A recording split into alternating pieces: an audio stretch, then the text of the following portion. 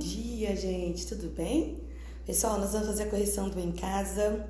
Lembrando que eu pedi para mandar uma foto para mim, quem tinha feito. Muitos mandaram, mas teve alguns que não mandaram. Então, assim, toda vez que eu pedi para mandar foto, tem que mandar, porque a tarefa conta ponto, tá?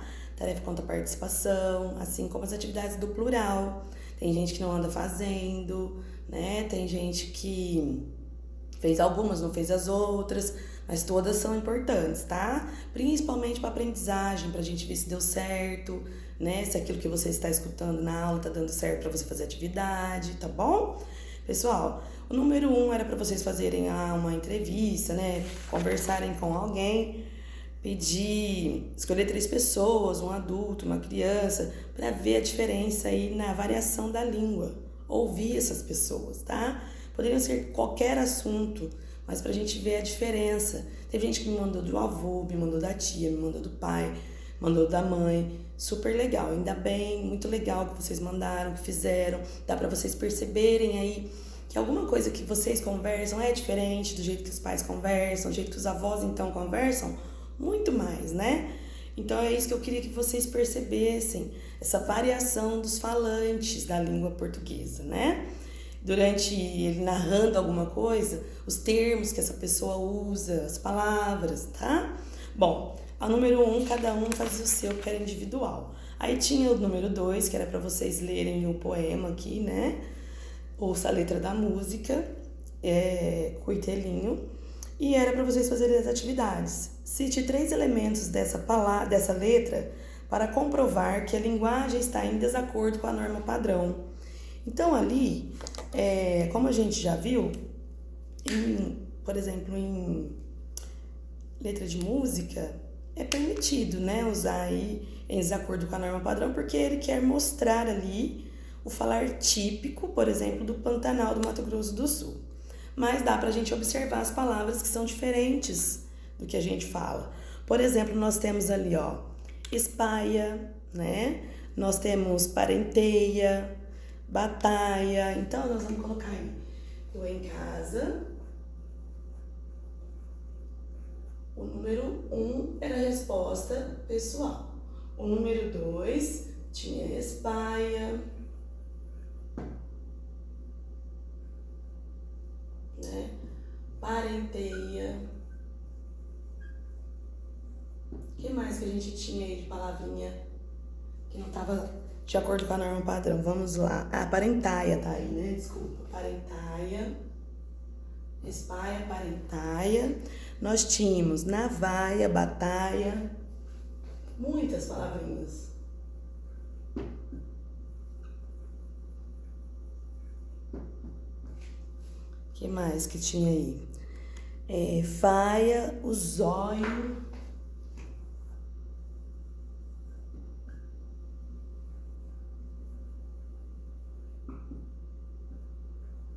Atrapalha, né? Então, aí, olha só, as garças da meia volta, os zóios se enchem d'água. Então, nós sabemos que aqui, ó, a gente tem espalha, parentalha, né? Não é parentaia, olha só, parentalha, a gente fala. Navalha, navalha, batalha, batalha, ali é falha, olho, né, gente, não zóio, e atrapalha. Muita gente ainda fala zóio, nem é do Mato Grosso do Sul, mas fala zóio, né? Aí depois, nós temos aqui na letra B, aqui não é número 2, né, é letra A. Número 2, letra A. Na letra B, você considera que essa letra deve ser corrigida e quem a compôs fala errado? Justifique. Aí eu quero ver aí, espero que vocês, né, tenham colocado que não há erro nessa letra. Por que não há erro? Porque ela fala aí por exemplo, ela constitui o falar, né, o traço, a identidade do falar do povo do Mato Grosso do Sul, tá? Então, nós vamos colocar assim, que não há erro.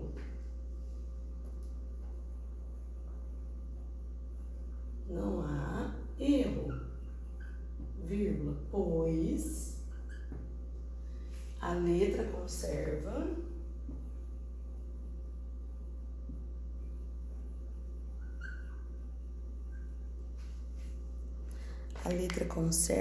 deixa eu colocar assim, o falar,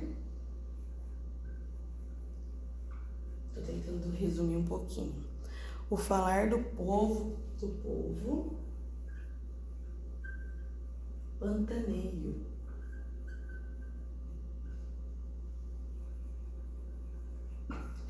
Falar do povo pantaneio, né? É um traço de sua identidade. É o jeito que eles falam que os diferencia também, né?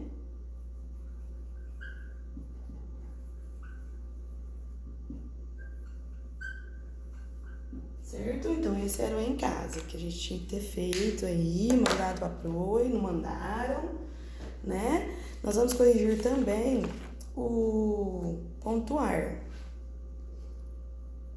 Usar as vírgulas no lugar correto, tá bom?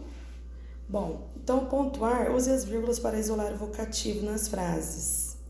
Então nós temos assim, leitores, saiu a nova edição dos livros de Monteiro Lobato. Onde que nós vamos colocar vírgula aí? Depois da palavrinha o quê? Vamos ver se vocês acertaram. Deixa eu apagar aqui.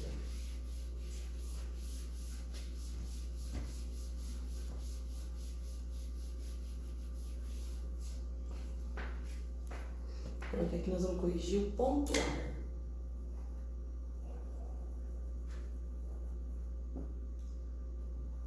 Nós temos aí 3 frases, tá? Na frase A, como que vai ficar? Onde nós vamos colocar a vírgula?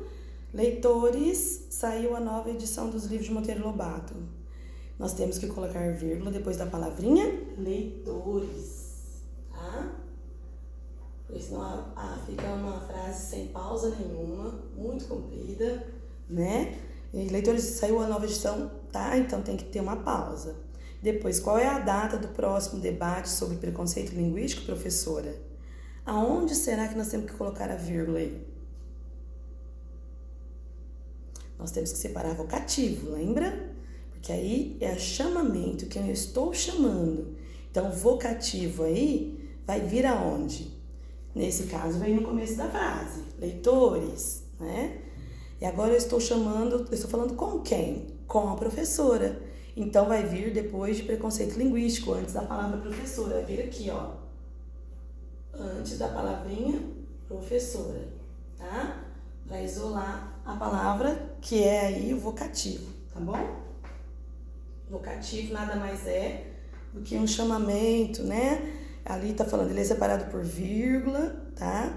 Ou quando ele é intercalado também no meio de uma frase.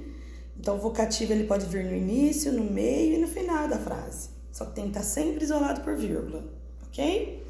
Bom, aí nós temos a outra frase. O difícil nesta vida, meus amigos, é nunca perder a paciência. Aonde que nós temos que colocar vírgula aí? Onde está o nosso vocativo?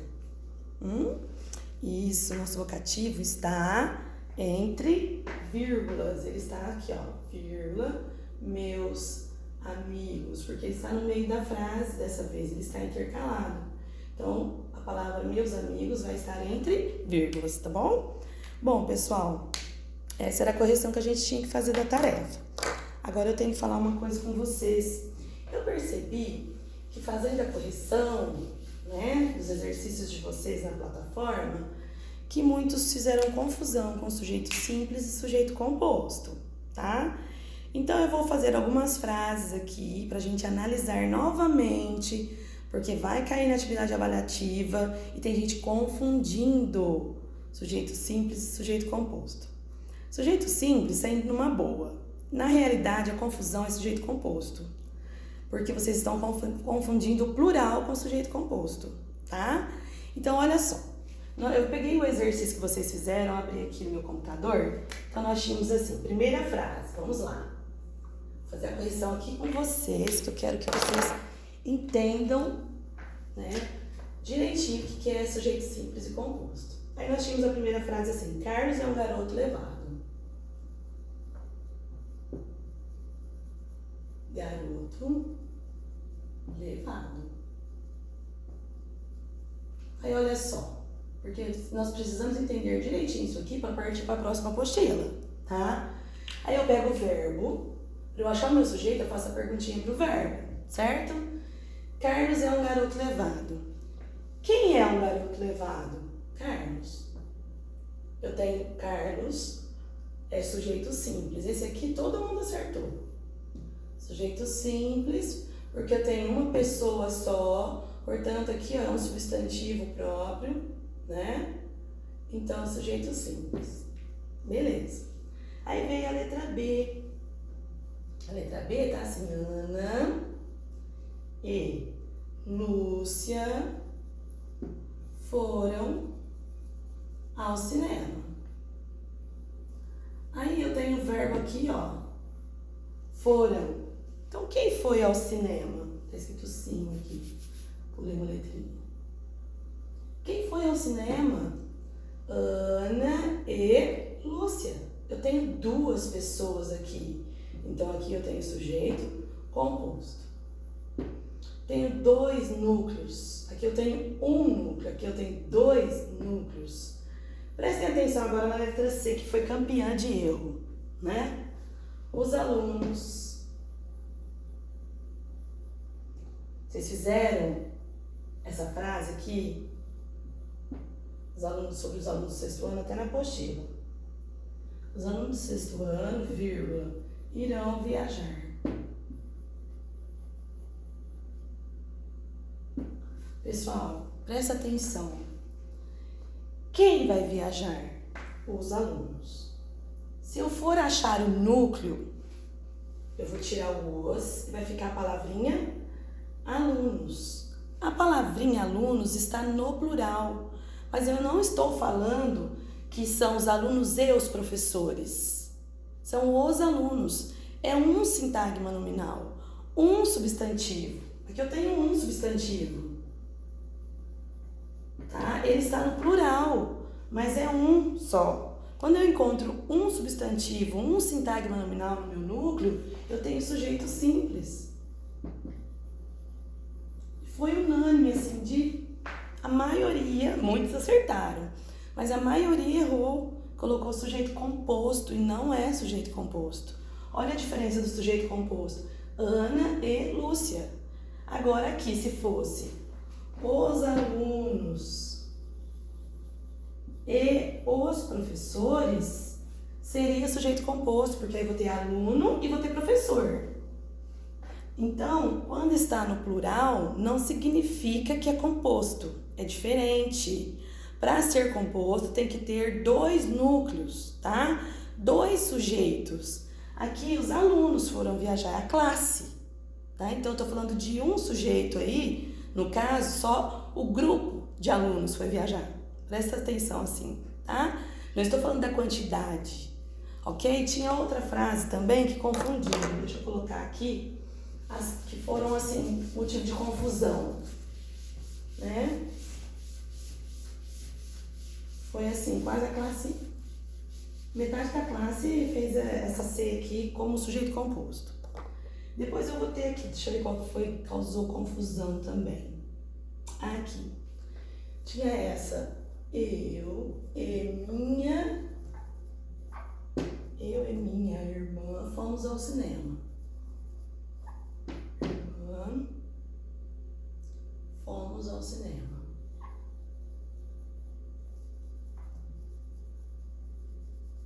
Bom, aí aqui tudo bem. Aqui novamente eu tenho sujeito composto, porque eu tenho mais de uma pessoa, tá? Vocês têm que pensar que sujeito é aquele que pratica a ação ou aquele que recebe, tá? Mas praticar a ação de quê? Quem foi ao cinema? O verbo tá aqui, ó, fomos. Só que eu não estou só, o verbo não está no plural só porque eu estou falando de números, mas porque números assim, igual os alunos foram. Aqui fomos quem? Eu e minha irmã. São duas pessoas, dois núcleos. Um núcleo segundo núcleo. Aqui todo mundo acertou. Se eu colocar assim, sujeito composto dessa forma, todo mundo acerta. Aí eu coloquei assim, ó, meus avós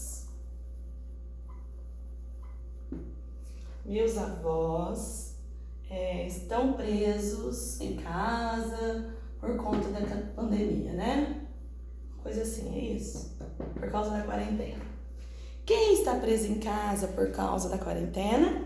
Meus avós. Aí se eu fosse pegar um núcleo, eu tiro o meu, minha, né? E pego quem aqui? O pronome possessivo. E pego quem? O substantivo avós. É um núcleo só, percebam. Está no plural, mas é um núcleo. Então, eu vou ter sujeito simples, tá? Meus avós está dentro de uma palavrinha só, tá? Tá no plural a palavrinha, mas é um núcleo só. Toda vez que você encontrar um núcleo, você vai ter o quê? Sujeito simples, tá? E o sujeito composto é só quando você tiver mais de um núcleo. Espero que tenha ficado mais claro para vocês, tá? Nós vamos ter aí, como que fala?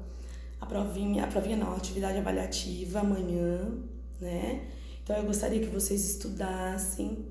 Não é difícil, mas é bom dar uma relembrada, dar uma olhadinha. Já falei os capítulos que vai cair, né? Coloquei lá para vocês que de vocês é o 8 módulos. Anotem aí quem ainda não anotou, tá? Módulos 8, 11 e 14. Certo? Então, dentro de concordância, pode cair aqui a parte do sujeito, tá? Pode cair essa parte do vocativo aí. Vamos prestar atenção. São poucos exercícios que caem na atividade avaliativa. Mas vamos prestar atenção porque são exercícios que são de dissertar, né? Vocês vão escrever. Então, precisa prestar mais atenção, tá bom?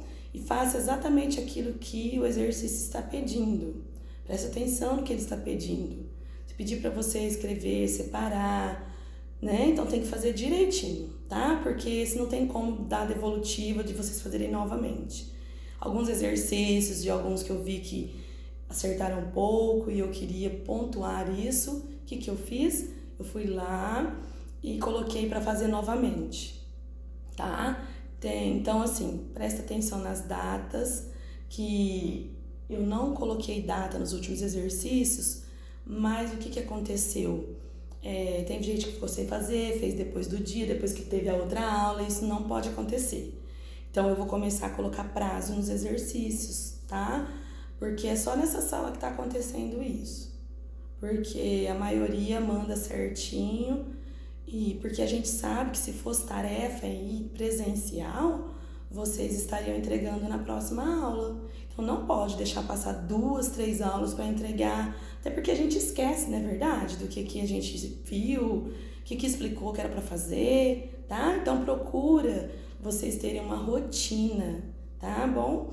E porque vocês estão no 6º ano agora, a hora que vocês começarem a entrar na rotina, aconteceu a pandemia, mas assim, eu espero que vocês consigam pegar aí uma rotina para estudo legal. Não estou falando de todos, mas tem alguns que não estão me entregando os exercícios, tá bom? Um beijo, pessoal, boa avaliação, tá? Atividade avaliativa amanhã, façam com calma, leiam tudo primeiro, não é grande, então dá tempo de ler várias vezes para poder fazer aí aquilo que está sendo pedido, tá bom? Um beijo, tchau!